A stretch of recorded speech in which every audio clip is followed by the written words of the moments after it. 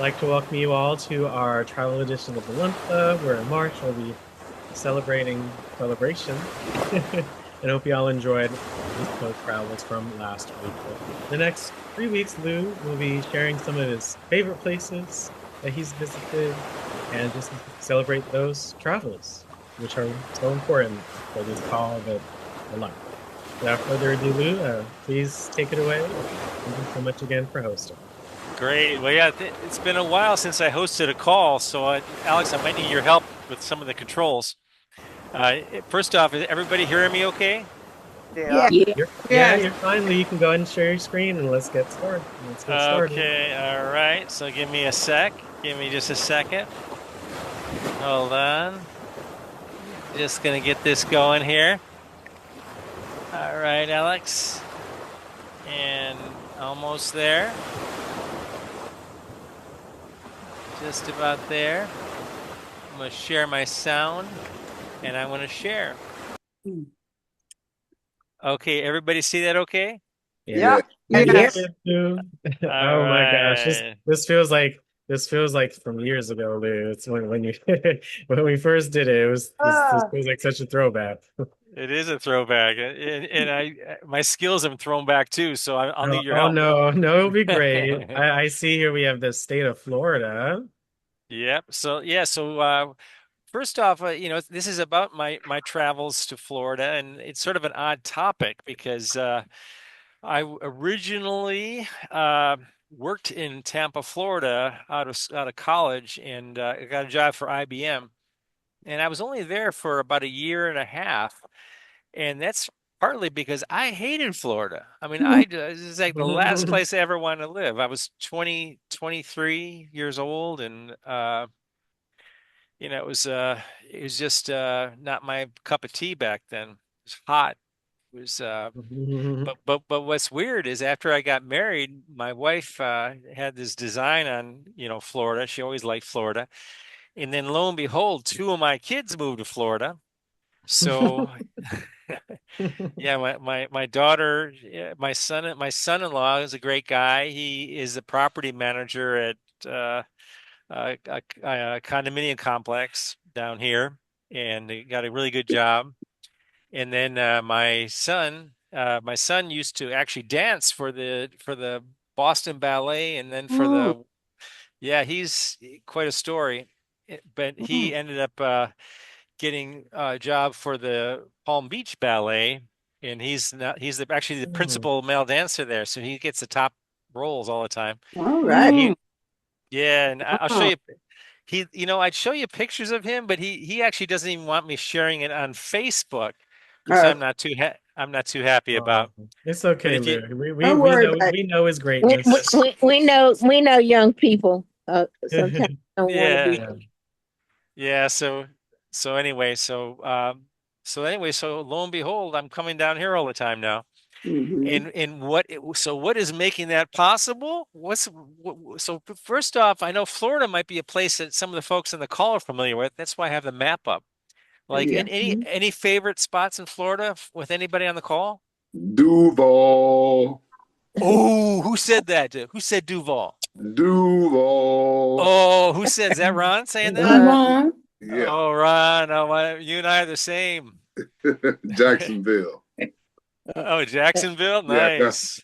I know a lot of nice people in Duval. I have a And lot of relatives in Miami, so I've been there so many times. Yeah. oh, Miami, Mm. yeah, I Hmm. like great, great. Miami. I Fort like Lauderdale. Orlando, Fort Lauderdale, yeah. Fort Lauderdale. I like. I have Down relatives here. that those the places. And there's a little place called Safety Harbor. Safety Harbor. Oh, is that near Mhm. Fort Oh, Lauderdale? wow. It's a little tiny little town. I'm not exactly sure where it's. I can't. I guess it's been a while since I've been there, but my cousin lives there. He was married Okay. to a Native American Indian, Oh, and you got she raised wolves. It was interesting. what? Yeah, They got a lot of Oh, characters down here, wow. that's for sure. I yeah. like I like the shape of Florida, the panhandle. So you could literally be like all the way to the west on Alabama and still be in Florida, but Hmm. you could be at the very bottom or even on I think that's just so interesting. And I got some trivia about that. So let me jump in now. So what really opened up Florida for me and my family? This is the first quiz. And Alex, we're gonna do trivia. So this is whoever gets this gets 1 point towards the trivia contest. What really You don't what have to. really Don't do it for fun, Lou. Thank you. what really opened up Florida for my family? Anybody not want to know? Anybody guess? You know, The D weather? no, no. I'll give you a hint. I'll give The you a hint. beach. The It, beach. No we have taxes. we have an amazing resource where we live in DC. DC and Florida have a huge connection. What Beach. might that be? What might that be? A senior living there because it's cold out here. Oh, that's true. From an You get this. educational point, No state tax. Oh, that's true too. Yeah, yeah. The Well, here beaches. I'm gonna give you the answer right here. I think Yeah. if I'm scaring From this. humble beginnings in 1983 in the heartland of Michigan, where Spirit was born under the name Charter yeah. One. Starting as a humble charter tour operator, it soon soared higher, Nice. transforming into a commercial passenger airline in 1992. Not long after, the name changed to the one we all know today, Spirit Airlines, and moved their headquarters to a suburb of Miami named Miramar. Did you know that Spirit Airlines was one of the first to introduce the ultra-low-cost carrier model in America? Back in 2007, they made a bold change that led to a That plane is a thing of beauty, folks. rapid Yeah. expansion across the United States, Latin America, and the Caribbean. They didn't stop there, though. In 2014, they introduced the controversial Bear Fare, a move that certainly raised some eyebrows. Bear Fare included nothing more than a carry-on backpack and a seat. Well, hardly. The seat was assigned upon check-in and could not be changed. Fast forward to today, where does Spirit Airlines stand in the competitive aviation industry with so many other ultra-low-cost carriers? Well, Spirit has carved out a niche for itself with a modern fleet of Airbus aircraft, offering budget-friendly travel options primarily to warmer climates. Spirit Airlines revenue soars during the colder winter months when snowbirds and spring breakers flock to warmer climates. Their ultra-low-cost models shows no signs of breaking. In fact, many hardcore backpackers and budget travelers adore them for their affordable fares. Yeah, so Okay. for our family, What's the matter? Spirit, y'all go for us, Spirit Airlines really opened things up. Like we fly out of BWI to Fort Lauderdale, typically paying $29 each way. Are And you that's not for real? and that's normal. That's not even That is a very big deal. normal. That's very What? normal. Yeah, $29. It's cheaper for us to take a Spirit Airlines for two trip to Fort Lauderdale than it is to go out to dinner someplace in DC. Amen. I'm telling you. Yeah, so of course you don't get any food on the plane or water or anything else. Uh, I actually got some videos. One of the things I say about Spirit is your adventure begins, right when you board the plane, because sometimes like weird things happen on Spirit Airlines. One time they didn't put enough gas in the plane and we had to go to Tampa instead. Damn. Wow. What? Yeah. That Oh happens my sometimes. God. That happens sometimes. Yeah, yeah. And I don't want to scare you folks because 99% of the time it's just works out perfect. So I'm a big Yeah. Spirit fan. I'm a big Spirit fan. All right, so let's talk about some of my favorite places in Florida. And I know we all have our favorite places, but I'm going to jump into a couple real quick. Hold on. So the best family vacation I ever took growing up was to this place right here. If you're looking for a tropical family getaway in Florida, sunny Sanibel Island is the place for you.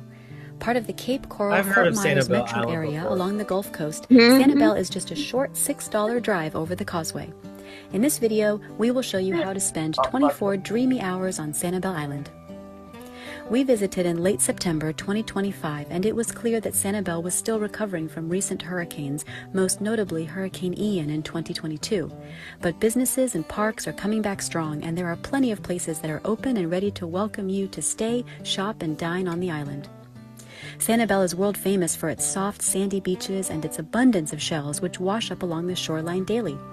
There are 7 beach park locations on Sanibel, and we'll show you 3 of the most popular for shelling and swimming, plus another beach along the causeway.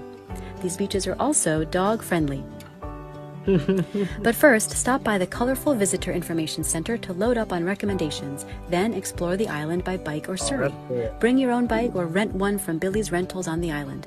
Sanibel's shared use path includes over 26 miles of paved paths that stretch the entire length of the island and lots of places in between. We'll leave a link to the bike path map in the description below. Next, take a break from the heat at the Bailey Matthews National Shell Museum and Aquarium, where you can admire the vast collection of exquisite local and exotic shells and over 60 species of marine life. We spent a leisurely 90 minutes there, and it was a beautiful, educational, air-conditioned attraction. The Shell Museum is open every day except Sundays. For dinner, you can't pass up the fresh, scratch-made Tex-Mex dishes at the festive Rosalita's Cantina. Opened in 2023, Rosalita's Cantina offers a comprehensive menu with something for everyone, including vegetarians. We tried the tostadas, fajitas, salmon, and quesadillas, and everything was fresh, flavorful, and served with a smile.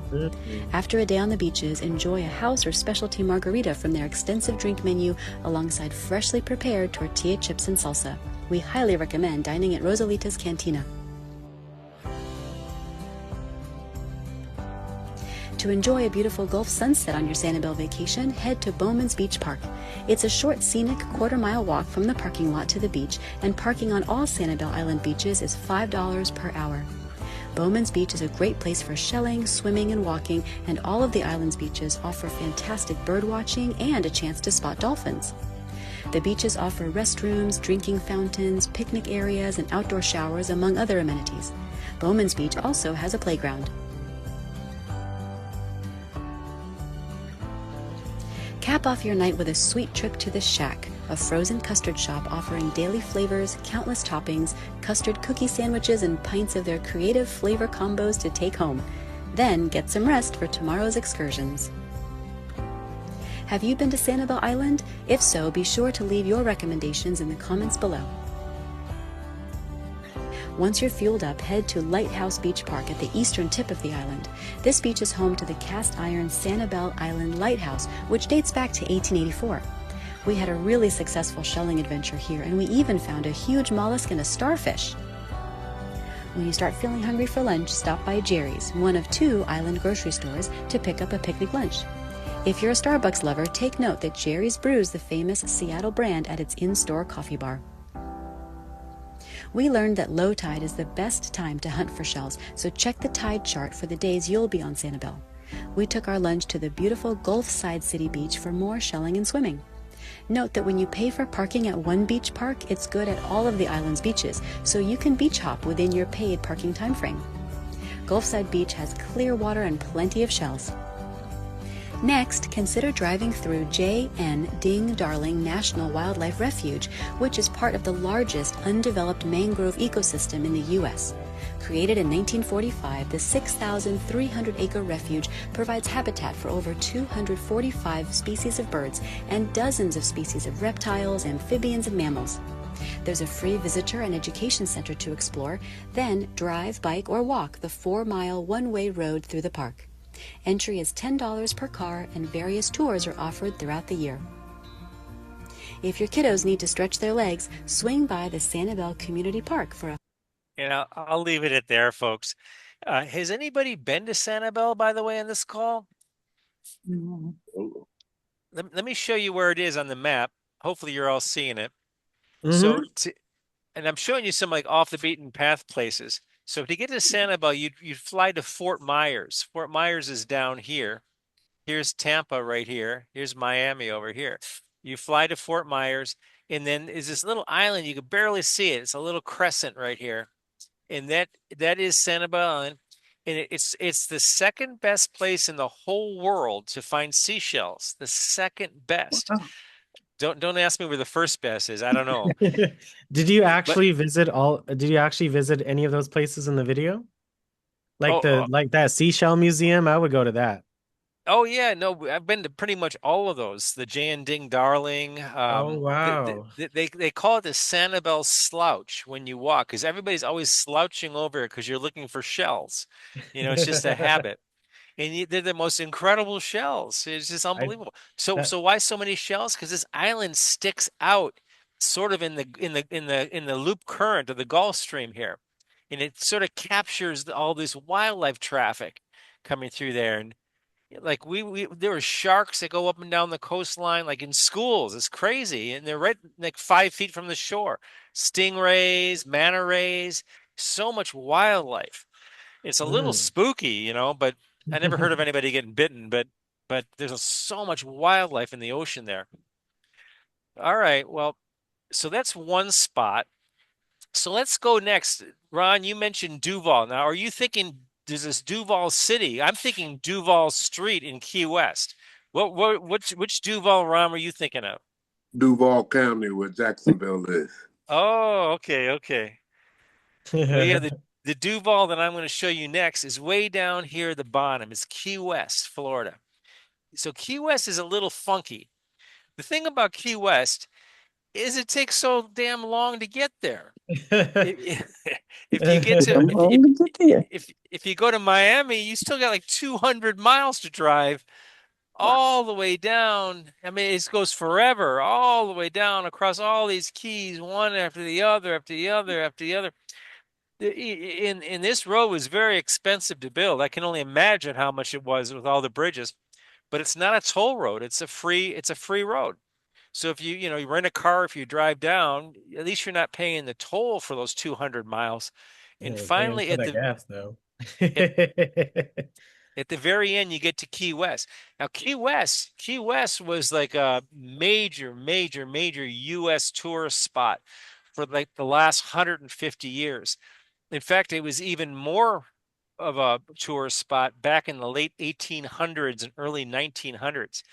So a lot of Key West, like half the island is full of these 1890, 1900, 1910 buildings, all these wood structures. And it's really beautiful. It's block after block after block of these, beautiful turn of the last century's structures. And I when I went there with my wife, we are saying, how do these survive? A hurricane would take all these out. But I guess they just never had a major hurricane hit Key West, and it'd be sad when it does, because for us the biggest impact of Key West was with history there. And the guy, the author Ernest Hemingway back in what was he around, like 1920s? That was his big hangout. A lot of the big authors used to hang out there. It's got a real laid back South Seas feeling. So let me play a video on that for you. And give me a sec. Hopefully I got it here. Right. Okay. This is Duval Street. This street's about. Let's see if I got it. Can you all see? Yeah. Good. So this is Duval Street in Wow.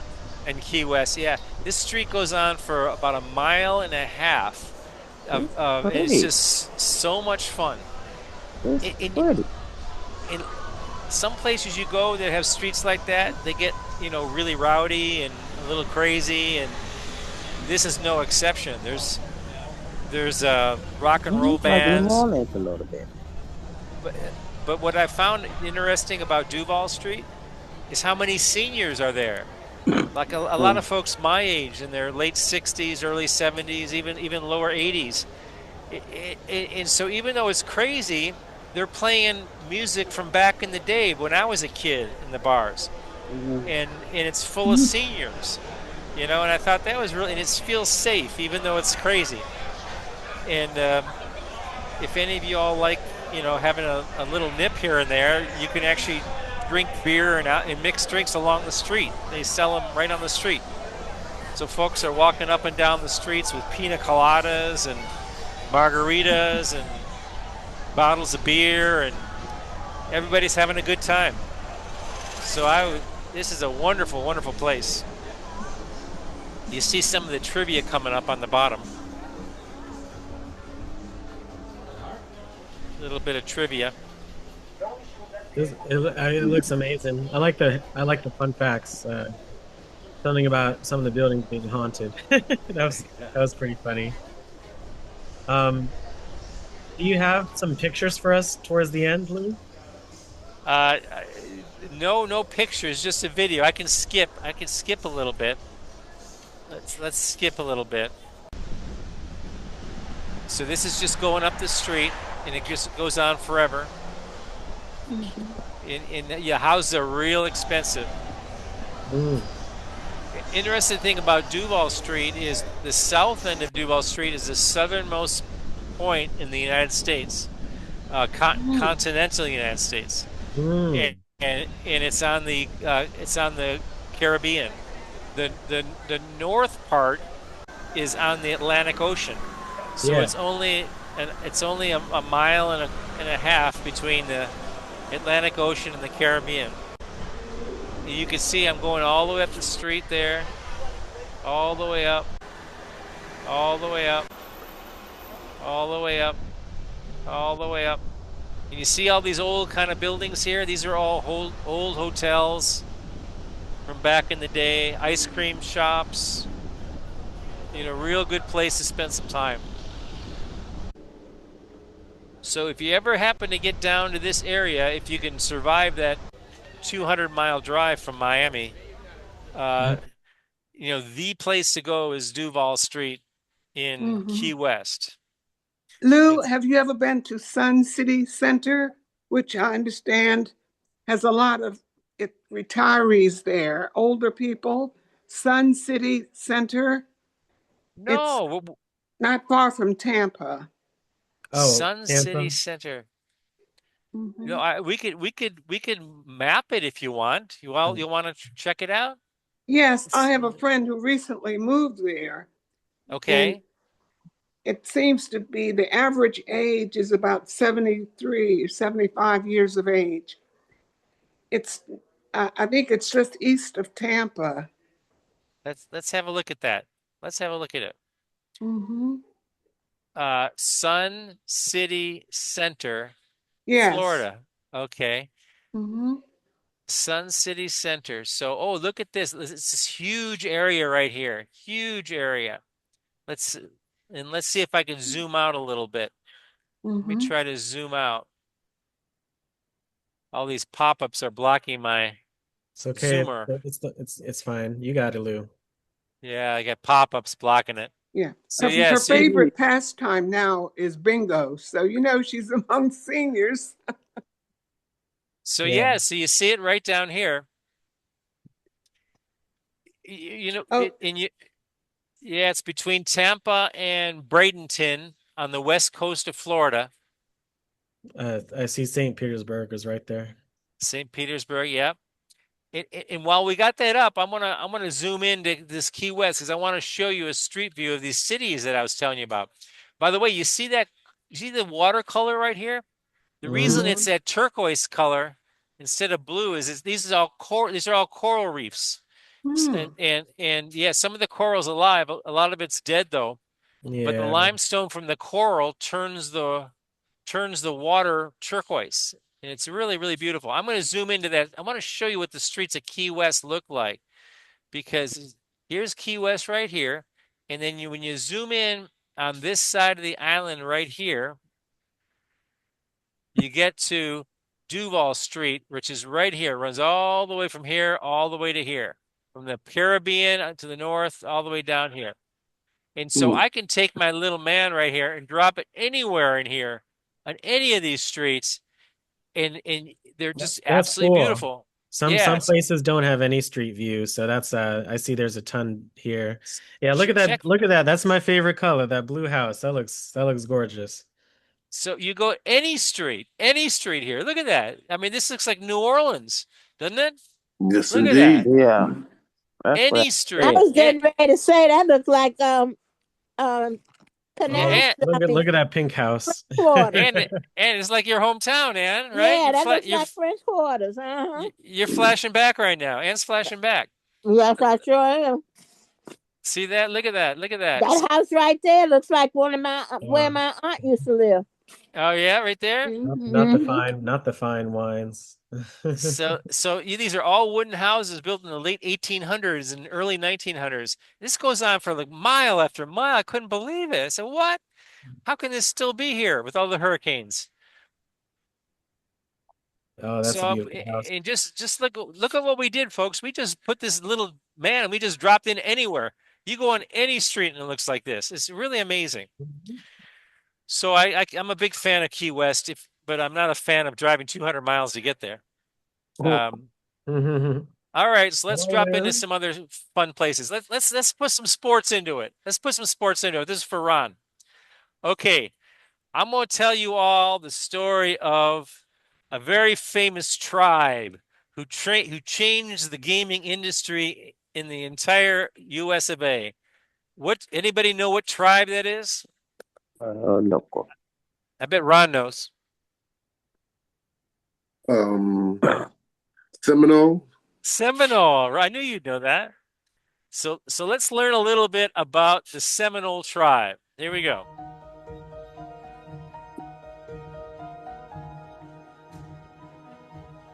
What if I told you that one Native American tribe quietly reshaped American law, launched a billion-dollar industry, and never gave up a war they started over 200 years ago? Yeah. This is the mind-blowing true story of how the Seminole Nation went from Everglades outlaws to casino moguls, and how they turned a humble bingo hall into a legal earthquake that shook the United States government to its core. So, just before we dive in, I wanted to let you know that about 55% of our viewers who watch our channel regularly haven't subscribed yet. So we're asking you for a quick favor. Before we start our deep dive, if you like us and want to support what we do, there's a free and simple way to help.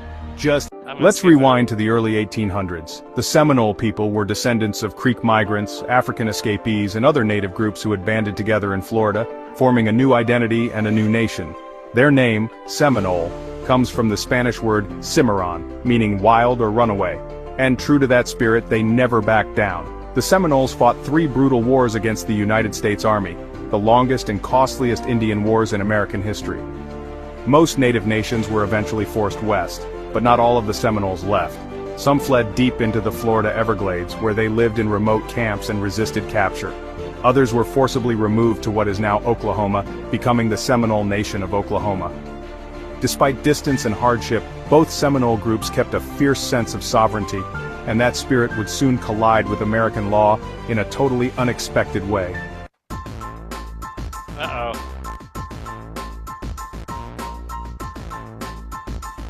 Fast forward to the 1970s. The Seminole Tribe of Florida, officially recognized by the federal government in 1957, was struggling financially. They were sovereign in name, but had limited resources. They had farmland, they had cattle, but they needed real income. That's when tribal leaders came up with a bold, controversial idea. What if we open a bingo hall? Now this wasn't just any bingo hall, we're talking high-stakes bingo, with jackpots way beyond what Florida law allowed for non-tribal operations.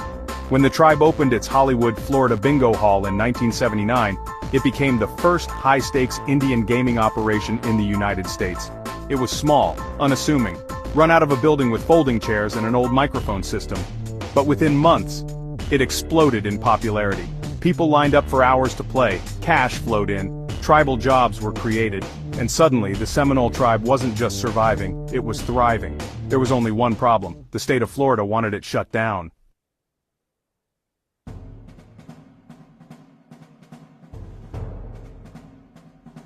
The state of Florida argued that high-stakes bingo violated its gambling laws. They said the tribe had no right to operate without state oversight.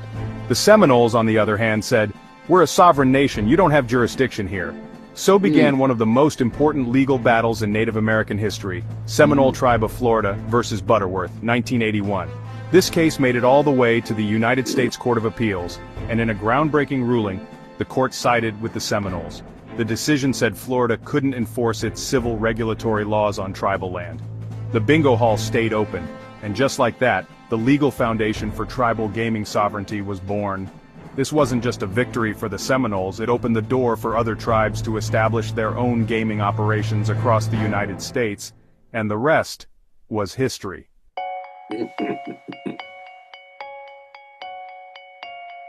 Well, that's what my friend The success of the Seminole Bingo Hall inspired dozens of tribes to explore gaming, but it also spooked state governments and Washington, D.C. In 1988, Congress passed the Indian Gaming Regulatory Act, or IGRA, which created a legal framework for tribal gaming. IGRA recognized the sovereign right of tribes to operate gaming on their land, but it also required compacts, agreements with state governments for certain types of games like slot machines and table games. The act divided gaming into 3 classes. Class 1, which covers traditional tribal games. Class 2, which including restaurants, hotels, and global licensing. Of Florida pulled off one of the most unexpected business deals in U.S. history. They purchased the entire Hard Rock International brand, including restaurants, hotels, and global licensing rights, for $965 million. That's right, the tribe that once operated a humble bingo hall in a swamp now owned a global hospitality empire. Today, the Seminole Hard Rock Empire includes the Seminole Hard Rock Hotel and Casino Tampa, which is actually one of the largest in the United States, the Hard Rock Hotel and Casino Hollywood, home to the world's first guitar-shaped hotel tower, and dozens of Hard Rock cafes and properties around the world. Their revenue, billions per year, their impact, even greater.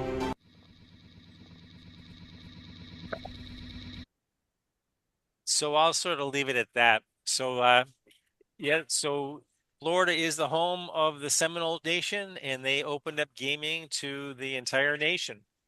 And they also built something else that's truly amazing. Ron, what do you think that is? This is Ron's show. What am I talking about now? Ron, what am I talking about now? Here we go. I'm gonna keep. What did they build that was truly amazing? I'll give you a hint. I'll give you a hint. Not Florida State University. For their first 21 seasons, the Miami Dolphins played at the Orange Bowl. Hard Rock Stadium. Team founder Joe Robbie explained what led to the decision to build a new stadium. In 1976, the city of Miami wanted to quadruple our rent. That did it. I began thinking in earnest about building a stadium. What made the construction of the stadium truly unique was that it was the first multipurpose stadium ever built in the United States that was entirely privately financed. Robbie also believed it was only a matter of time before a Major League Baseball, MLB, team came to South Florida. At his request, the stadium was built in a rectangular configuration, with a field that was somewhat wider than was normally the case for an NFL stadium. The wide field also made it fairly easy to convert the stadium for soccer. Because of this design decision, the first row of seats was 90 feet, 27 meters, from the sideline in a football configuration, considerably more distant than the first row of seats in most football stadiums. The closest seats at the new Soldier Field, for instance, are 55 feet, 17 meters, from the sideline at the 50-yard line. This resulted in a less intimate venue for football compared to other football facilities built around this time, as well as to the Orange Bowl. 2015 renovation. Wow. The Marlins left for their own stadium, Marlins Park, now Lone Depot Park, which was completed for the 2012 MLB season. A privately funded $350 million stadium renovation project began in January 2015, after the 2014 Orange Bowl. The project plan allowed the stadium to be used for football games during the 2015 NFL season, and was completed for the 2016 season. Stadium upgrades included video boards in each corner of the stadium, additional suites, and an open-air canopy over the main seating areas.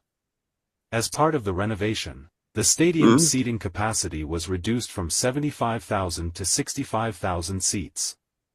Personal seat licenses were not used, and a preview center opened at the stadium in February 2015 to help current and prospective season ticket holders select their ticket packages. Luxury packages were used in place of PSL revenue to. So I'll sort of leave it at that. So this is also owned by the Seminole tribe, Hard Rock Stadium, where the Miami Dolphins play. Well, that's amazing. Yeah, we happened to drive by it a couple days ago, and wow, I didn't get inside, but it's impressive structure, really impressive. Huge structure. And where is this, Lou? Where is this in Florida? Yeah, this is south of Miami. It's Okay. like between Miami and a city called Homestead, somewhere down in there. Okay. And you can see it off the Florida Turnpike. It's pretty visible.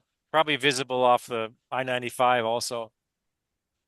Yeah, it's one of these like really spectacular stadiums they're building these days. It's beautiful. Yeah, what's the other one in California? SoFi. They're building some amazing stadiums these days. Yep. SoFi in LA. Yeah, I'd love to see that one. They have All right. they have a new stadium down in Vegas too. Oh yeah, which one is that, Ron? I didn't see it. The Raiders, where the Raiders play, down in Okay. Las Vegas. Brand new. I think it's 3 years old now. Is it one of those spectacular ones also? Oh my! All those brand new boys are just outstandingly terrible, wonderful. Yeah. Oh well, let's hope that the Commanders get something like that. But we're gonna have a good one too. All right, folks. Any thoughts here? I got about 5 more minutes, and I'm going to go into trivia, and I'm going to play another video here. Feel free to jump in. Well, I found out why my friend who moved to Sun City Center plays a lot of bingo. She said she wins lots of money. So I see bingo, you can play for high stakes in Florida. Yeah. Yeah, that makes a difference. Yes. Stayed at that Hard Rock Cafe down there though. Yeah. That hotel. Oh boy. Oh yeah, they got one in Hollywood. It's shaped like a guitar. And they're building one in Vegas on the Strip, also shaped like a guitar. The Hard Rock is the Seminoles, huh? That's good. Isn't that cool? What a story that is, right? 969 million. Go ahead, Seminoles. Go ahead. Right. Mm-hmm. All right. Well, here's my last sort of hidden place that I like a lot in Florida, and this is St. Augustine, Florida. Anybody ever go to St. Augustine?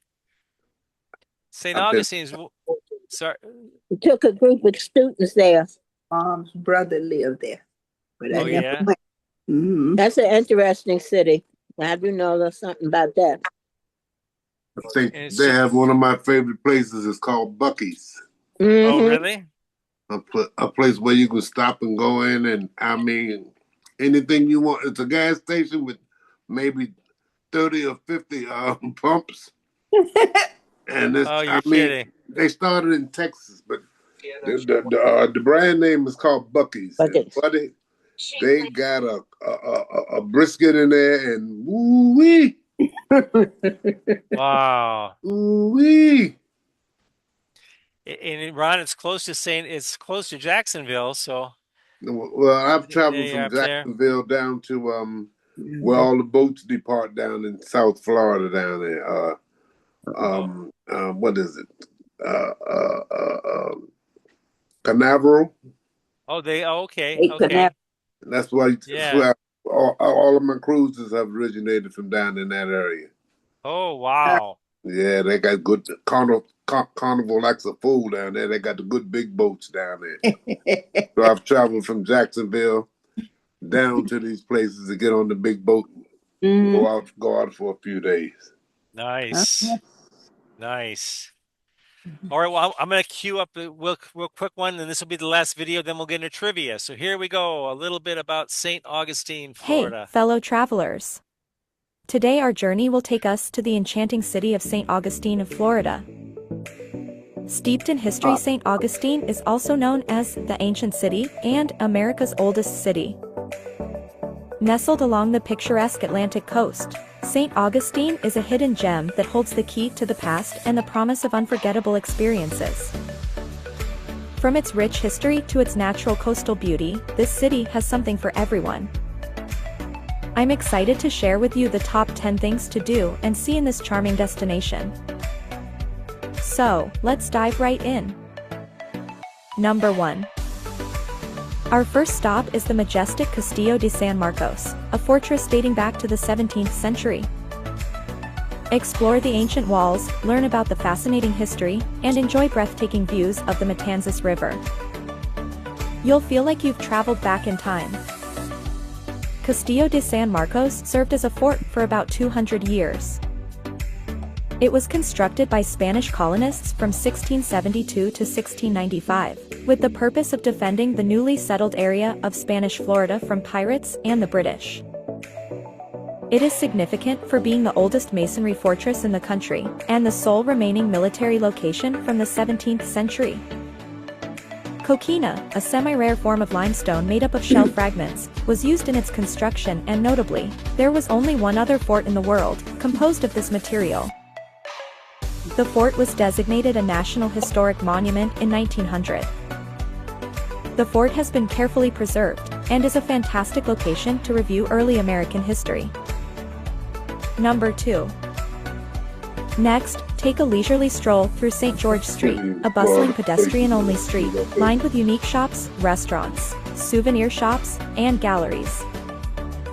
There's often live music playing from a corner bar, and the street is usually dotted with all kinds of street performers and artists. It has an energetic, old-world vibe. Don't forget to indulge in some delicious local treats like fried shrimp, clam chowder, or a refreshing key lime pie. The choices are endless when it comes to food and unique shops, making St. George Street a must-see when in St. Augustine. Number 3. Fountain of Youth Archaeological Park. The original Menendez colony, which established America's first settlement in 1565, was located here. The Fountain of Youth Archaeological Park is one of the country's oldest attractions, and is located on 15 acres of beautiful waterfront. Visitors can sample a drink from Ponce de Leon's renowned Spring of Eternal Hope or watch a display of cannon fire. Get a glimpse into the daily life of St. Augustine's earliest settlers at the Living History Timucua village. This is an attraction that you simply must see if you love history. Number 4. The St. Augustine Lighthouse and Maritime Museum. For a dose of adventure and history, climb up the St. Augustine Lighthouse. It's a bit of a workout, as the lighthouse stands 165 feet above sea level, but the panoramic views from the top are absolutely worth it. From atop you'll have a breathtaking, bird's-eye view of the Matanzas Bay and the Atlantic Ocean on Anastasia Island. Additionally, you'll discover more about the lighthouse's intriguing past and the courageous keepers who formerly looked after it. Various exhibits at the museum depict what it was like to live at a light station. The stunning grounds are ideal for having a leisurely stroll as well. A guided tour is included in the admission price, and there is a gift store where you can purchase a nautical memento. Number 5. Art and history enthusiasts, this one's for you. The iconic Leitner Museum. The Leitner Museum is housed in the former Alcazar Hotel, which was commissioned by Henry Flagler and completed in 1888. The building itself is a masterpiece of architecture. The museum showcases an eclectic collection of art, antiques, and artifacts. From Gilded Age pieces to quirky oddities, you'll be captivated by this treasure trove of a museum. A must-see for sure. Number 6. Want to see the best of what St. Augustine has to offer without walking too much? Hop aboard the Old Town Trolley Tour. This narrated tour will take you through the city's historic district, highlighting all the must-see sites while providing fascinating insights into its rich heritage.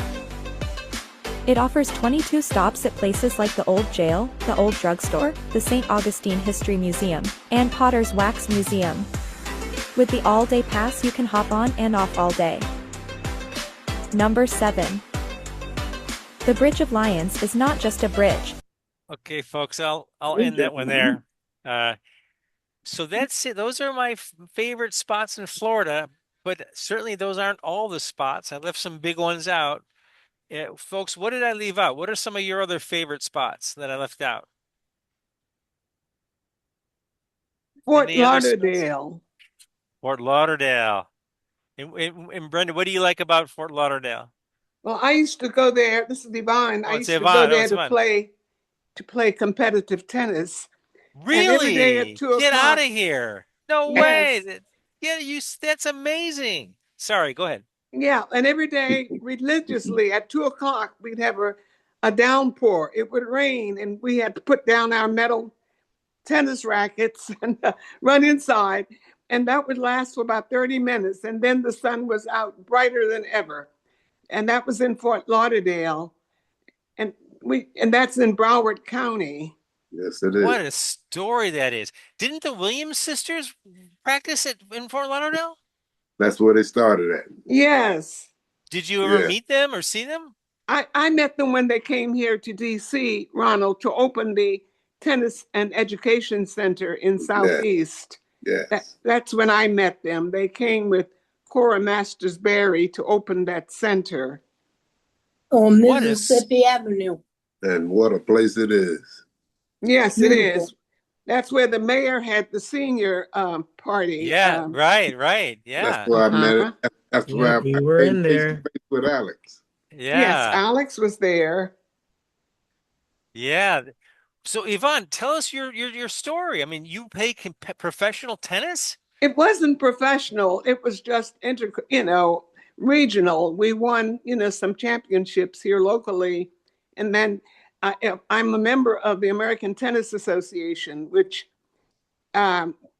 operates to kind of groom young people for professional tennis. And that's where Arthur Ashe got his start with the American Tennis Association. So I'm a life member there. And we would go there for their annual tournament or different places. And Fort Lauderdale was a very popular place for their annual national tournament. Well, what a story you have. My gosh. That's amazing. That's good stuff. Well, I have bad knees. I have bad knees now to show for it and lots of trophies. Yeah. But it was fun though, right? It was fun while it lasted. Believe Thank me, you very it much. was. Yeah, tennis will knock your knees out, that's for sure. Yes. Any other places? That's a hard one to beat. Any other places? Anybody? What's the name of that? Well, the that kids little lake like right in the middle? Orlando. I guess because the that's like- grandkids and the great grands, they like Orlando. Orlando? I like Tampa. Mhm. You like Tampa? I mean, Yeah, I want to but go to Tallahassee because I that's the bought capital. a townhouse in Tampa. Tallahassee? Nice. You know, I forgot I'm going to play a short one because this is where I am right now. Welcome back to the Travel Boss channel, your go-to source for all things travel. This one's short. Today, we're diving into the vibrant city of West Palm Beach, Florida, to bring you the top 10 activities that will make your visit unforgettable. And stick around, because our number one spot is a game changer, the Downtown Food Tour. More on this street art walk. As you meander through this artistic district, you'll encounter a visual feast of murals and street art, each telling a unique story. The dynamic and ever-changing landscape it's really of Clematis amazing Street place. makes it a perfect spot for creatives and art enthusiasts alike. Next up at number 9 is a haven for art lovers, I'm going to the skip Norton this one. Museum of Art. This institution can discover the serene beauty of Peanut Island. My daughter loves that Accessible by a place. short boat ride, this tropical paradise is a haven for water enthusiasts. Snorkel in the crystal clear waters, enjoy a laid-back picnic on the shores, or even consider camping under the stars for a truly immersive experience. They have really good snorkeling out there. Antique lovers, listen up. Our number 7 pick to West Palm Beach with Lion Country Safari. This adventure is perfect for families and animal lovers alike. Take a drive through the park and witness majestic creatures in a setting designed to mimic their natural habitats. So they made that like a safari. Delving into the You opulent drive right history through of West Palm Beach, our number 5 spot is the Flagler Museum. Step into the Gilded Age as you explore the grand estate of Henry Flagler. Anybody know about Henry Flagler? He co-founded Standard Oil. It was like Mhm. a zillionaire back in the day. He built a lot of what was Florida, and he died in this house right here in Palm Beach. Wow. Yeah. Key figure in Florida's development. The museum showcases the lavish lifestyle of the past, featuring stunning architecture, opulent rooms, and meticulously maintained gardens. For nature enthusiasts, our number 4 pick is a true gem, Mounts Botanical Garden. This lush oasis features 25 stunning display gardens, each highlighting the beauty and diversity of tropical and subtropical plants. At the bronze position, we have City Place, the premier shopping and entertainment destination of West Palm Beach. This urban hub seamlessly blends retail therapy with cultural experiences. With a diverse range of shops, dining options, and live entertainment, City Place caters to every taste and style. Taking the silver medal at number 2 is the West Palm Beach waterfront. This scenic spot offers a picturesque setting for a variety of activities. Whether you're into boat. One thing I like about West Palm Beach, it has a reputation that really is not fitting. That the city leaders have designed West Palm Beach for the people. So it's not, loaded with all these high-end shops and things like that. No, it's designed so that everybody can enjoy it. So they have free outdoor concerts.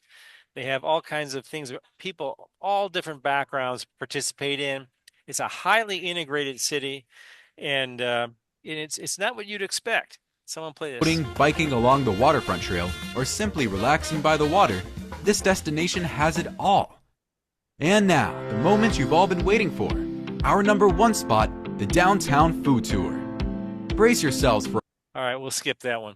All right, folks, we gotta do the trivia quick here. That looks good. Yeah. So my daughter lives in Loxahatchee, which is right next door to West Palm Beach. So let me get the slide up here. Okay, here we go. Trivia time. Alex, do we have time to spin the wheel, or are we just doing this for fun? We're gonna just do it for fun today. So I hope y'all folks. enjoy. Here we go. Here's Florida trivia. First up. Name 3 of the top 5 states with the longest coastlines in the United States. 3 of the top 5. So which you think is number 1? Florida or California. I don't know which one. Okay, you actually named 2 of the top 5. So all you need is one more. Colorado. Texas. Is it Texas? No. Colorado. You're missing the number 1. Louisiana. New York. Oh, you're Louisiana, right? And I should have figured you get Oh that. yeah. Okay. Big old Here it area. is. Here it is. Louisiana, but my mic wasn't on. That's cool. Yeah, Maine. Oh, A wow. lot- Maine is above California. That's interesting. Just by 50 miles. One is Alaska. But look at Florida. Florida's number 2.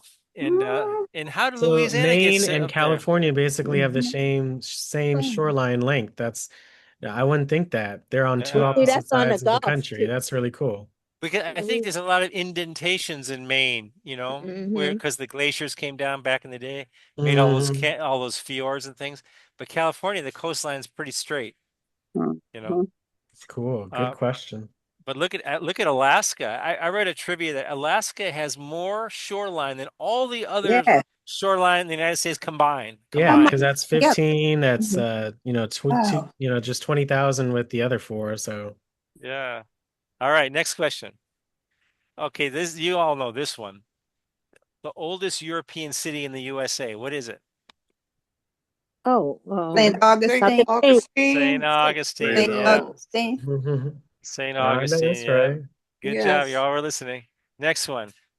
No matter where you are in Florida, you are no more than how many miles from the ocean? Name that distance within 5 miles.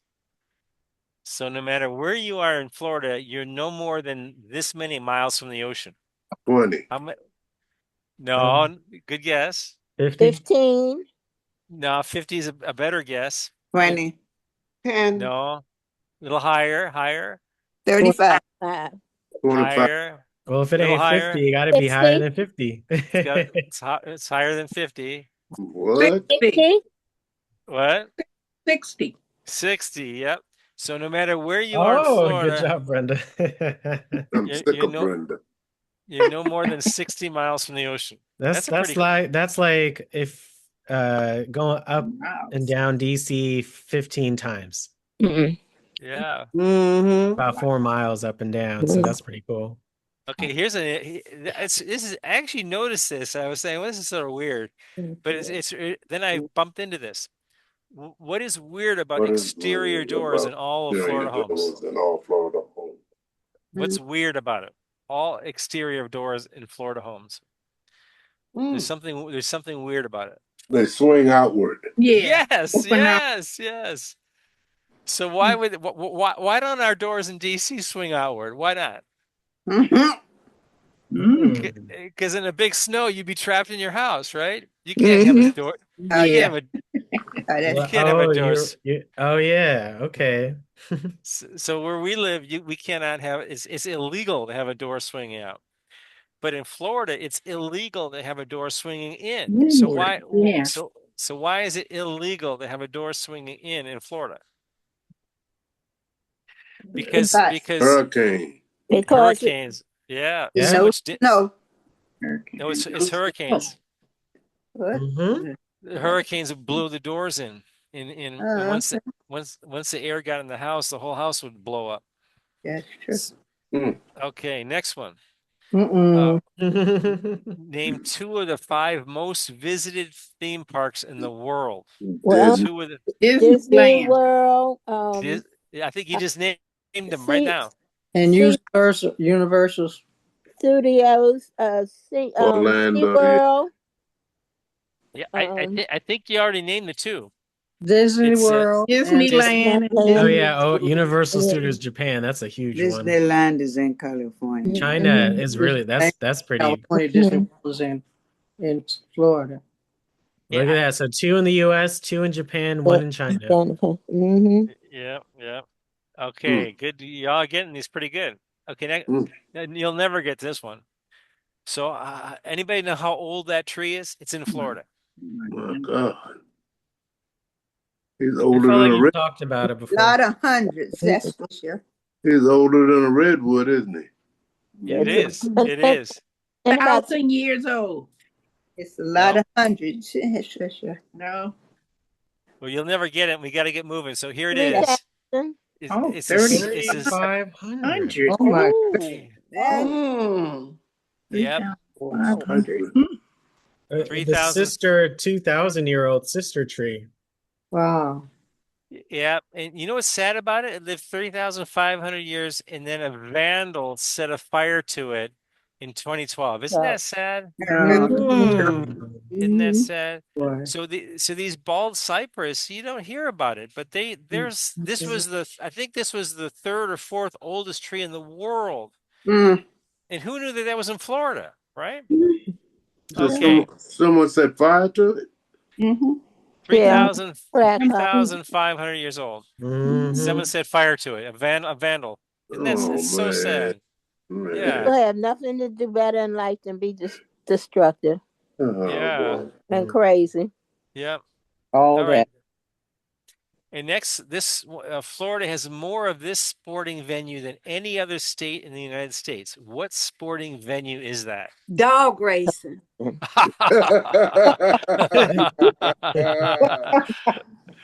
I think it's illegal here now, isn't it? I love the dog track. That was a lot of fun. No. Is it soccer? No. Keep going. Tennis? Oh, no. It was a good guess. Water ski. Golf. Swimming. Golf. Yeah, I heard it. Oh yeah, of course. Oh my gosh, golf. Duh, Alex. Oh my gosh. Yes, there's 100. Okay, and that might be the end of it. Oh no. Oh, look at this. What Florida city invented the personal computer? Whoa. Tampa. No. This actually happened when I was in Florida, when I hated Florida.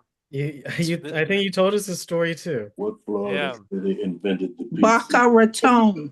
Yes. Who said that? Is that Brenda? Is that you? Yeah. Yeah, Boca Raton. Y'all remember that? I remember these are 360K floppy drives right here. Yeah. Oh my gosh. This is a monochrome monitor. I used to sell these. Oh, that's where IBM was at, right? So that's why I was there. Yeah, those like in my job. Yeah. Okay, I think that was it. Oh yeah, Boca Raton. All right, Alex. I see. How am I late? I'm 3 minutes over. You did amazing, Lou. I liked hearing about more of your story and your history, and a lot of these places were new. So I can't wait for your next session next week. We'll keep it a surprise, but we'll be traveling across the ocean and it'll be quite tropical. So let's say thank you to Lou for an amazing Thank session. you, Lou. Great job. Thank Thank you. you. In next Thank week's, you. I'll give you all a hint. Next week's session shares one thing in common with this week's session. Oh, well, make sure you check that daily Water. email, y'all. And thank you so much, Lou. This was a great session today. And that's Spirit Airlines. Spirit Airlines. Very nice. Thank you, Lou. Thank All you, right. Lou. Yeah, they gave Thanks, us a hint for everybody. this. Yeah, the Spirit Airlines is Thank is a you. gem that I learned from you. I'm sick. Yes. I'm sick of Lou. I'll see y'all at Module 4, 1:30. Always leaving me here with these people. Thank you all. Y'all were so Thank you, Lou. participated so All much right. today. Thanks a lot. Thank I you. enjoyed it. Thank you, Thank Lou. you Safe so travels, much. Lou. All right. All right. Thanks. I See enjoyed you, it. Lou. That's Thank good you, stuff, everybody. Lou. See y'all Thank soon. you. See y'all. Bye.